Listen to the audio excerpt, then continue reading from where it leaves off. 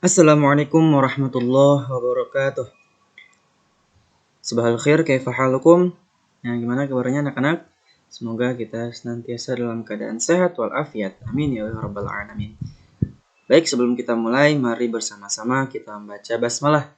Bismillahirrahmanirrahim. Baik anak-anak, pada pertemuan kali ini kita akan beralih ke bab 6 ya. Bab 6 tentang permainan bentengan.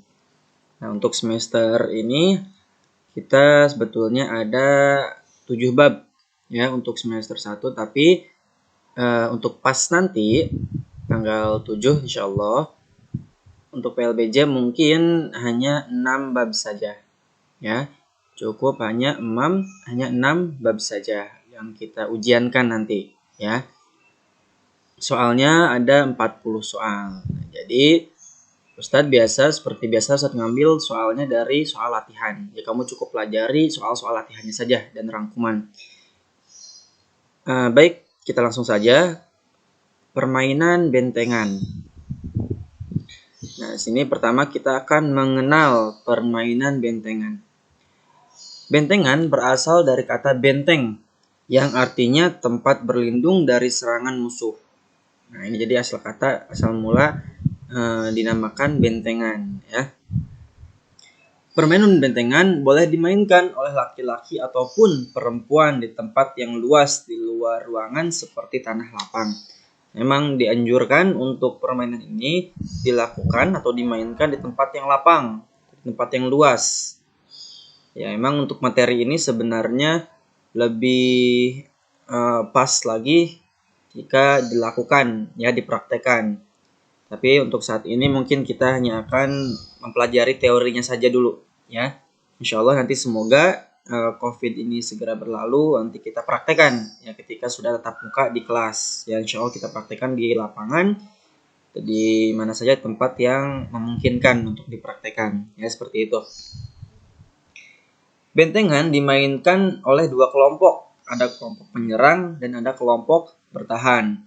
Nah sebenarnya ini mereka akan saling menyerang dan saling bertahan. Jadi gantian. Ya. Selanjutnya setiap kelompok harus mempertahankan bentengnya agar tidak direbut lawan. Memang ketika bentengnya direbut lawan, direbut dalam artian di sini hanya cukup disentuh ya, tidak kalah. Ya, dan yang menyentuh, yang merebut bentengnya dinyatakan sebagai pemenang. Permainan bentengan dimulai dengan satu anggota tim penyerang keluar benteng. Nah, jadi ketika dimulai, nah itu tidak ditentukan apakah kelompok A atau kelompok B misalnya yang menyerang duluan, bebas, terserah. Ya. Yang penting ketika dia keluar bentengnya berarti dia sudah akan bersiap untuk menyerang, ya. Anggota tim lawan dapat dianggap selesai apabila ada anggota tim dapat menyentuh benteng lawannya tadi ya, yang saya jelasin. Jadi emang akhirnya itu ketika ada yang sudah menyentuh benteng lawannya. Adapun bentengnya itu dapat berupa pohon, kemudian kayu, tiang, ya, bahkan batu bata juga bisa. Ya, kalau zaman Ustadz dulu waktu kecil, waktu SD, nah ini juga termasuk permainan tradisional yang paling Ustadz sukai. Ya, ketika jam istirahat, nah itu kita suka main tuh bentengan. Kalau bahasa Ustadz, bahasa Sunda itu bebentengan. Nah, bebentengan. Kalau bahasa Sunda ya, di Banten itu, di Pandeglang, itu bahasanya. Itu permainan yang paling Ustadz sukai waktu SD dulu, waktu kecil. Ya, itu lari-larian. Kan lapangannya kalau di SD itu kan luas. Nah itu kita pakai batu bata. Ya bentengnya pakai batu bata. Dan juga kadang kita ketika sudah kelas 5 itu udah ada lapangan, udah ada tiang basket. Jadi bentengnya pakai tiang basket. Nah jadi ujung-ujung tuh bentengnya enak. Ya seperti itu. Nilai luhur permainan bentengan antara lain kerjasama, sosialisasi, dan kecepatan berpikir. Tentu ya, kerjasama sangat diutamakan di sini. Ketika kita tidak dapat bekerja sama, tentu benteng kita akan mudah direbut oleh lawan. Ya. Kemudian yang kedua, sosialisasi, berarti hubungan kita dengan teman setim kita. Ketika misalnya sosialisasi kita atau hubungan kita kurang baik dengan teman setim kita, komunikasinya misalnya kurang lancar, kurang baik, kurang bagus. Nah, itu bisa jadi salah komunikasi, ya. Harusnya misalnya bertahan malah nyerang, harusnya ke kiri malah ke kanan. Oh, jadi kacau. Ketika kacau, nah, sangat mudah lawan kita untuk merebut benteng kita atau menyentuh benteng kita. Seperti itu ya.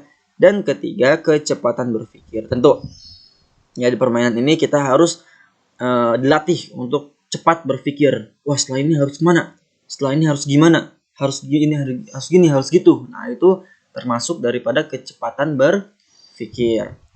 Nah, setelah ini kita akan menyimak tata cara permainan bentengan ya yang Ustaz ambil di salah satu video yang saya sertakan juga sumber videonya di deskripsi di bawah ya. Silakan disimak baik-baik. Sekarang kita masuk ke pembahasan kedua, yaitu aturan dan cara bermain permainan galasin. Pertama-tama, buatlah pola lapangan galasin. Setelah itu, bentuklah 2 kelompok, masing-masing terdiri atas 3 sampai 6 orang. Banyaknya anggota tiap kelompok harus sama.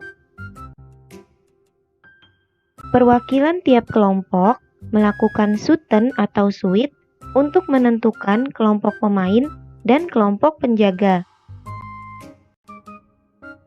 Yang menang berhak untuk menjadi kelompok pemain dan yang kalah menjadi kelompok penjaga.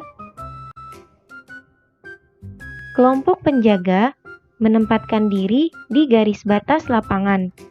1 orang berjaga di garis vertikal, sisanya berjaga di garis horizontal. Bagi anggota yang berjaga di garis vertikal, ia dapat bergerak sepanjang garis yang berada di tengah. Tiap penjaga bertugas menghalangi kelompok pemain melewati garis batas yang dijaganya. Kelompok pemain bersiap di garis awal. Setiap anggota satu persatu berusaha melewati garis batas dan menghindari penjaga. Pemain yang berhasil melewati sampai garis akhir harus kembali lagi ke garis awal. Pemain dianggap keluar apabila tersentuh oleh penjaga. Kelompok penjaga dianggap menang jika berhasil mengeluarkan seluruh anggota kelompok pemain.